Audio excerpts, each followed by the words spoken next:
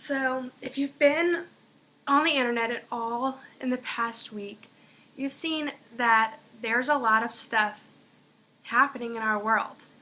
One thing that's really stuck out to me this week has been what's happening in Syria and all the attention that Aleppo has been getting.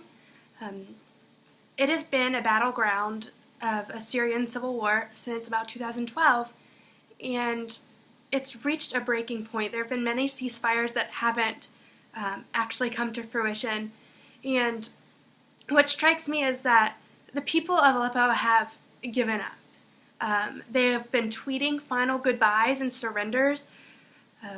The Security General of the UN has said that we have collectively failed the people of Syria. They've acknowledged that it's too late to really step in and help at this point. It's a failure of the international community. That includes me. Throughout the past less than a century, we have seen a dozen mass atrocities to which we proclaim never again. After the Holocaust, people said, never again will we let something like this happen.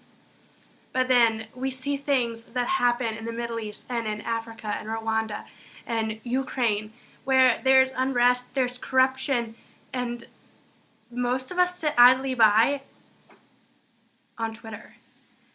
There are things happening in our own country, like what was happening in North Dakota regarding the pipeline and the Native Americans living there, and that should have been a non-issue, I feel.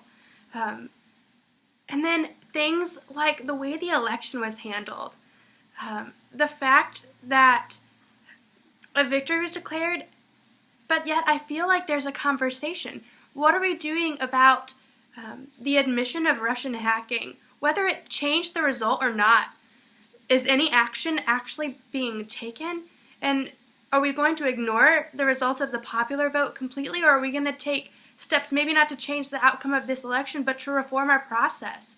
And are we going to stand by while people who ignore the existence of climate change are put in position of power over how our country handles that?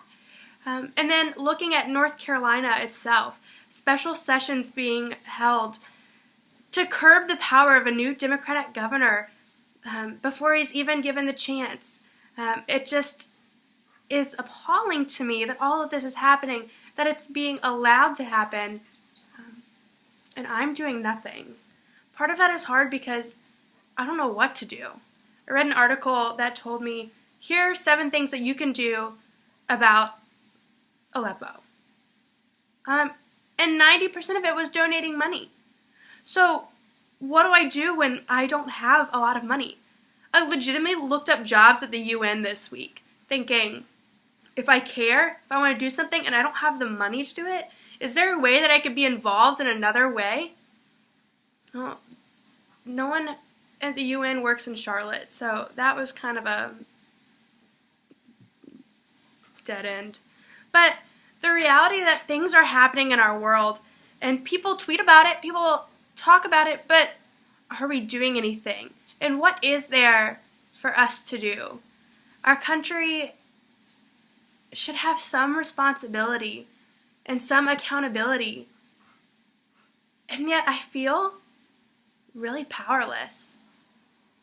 And it's sad. Looking at all this stuff, I was so overwhelmed by the tragedy going on. How there seems to be so much more bad than good.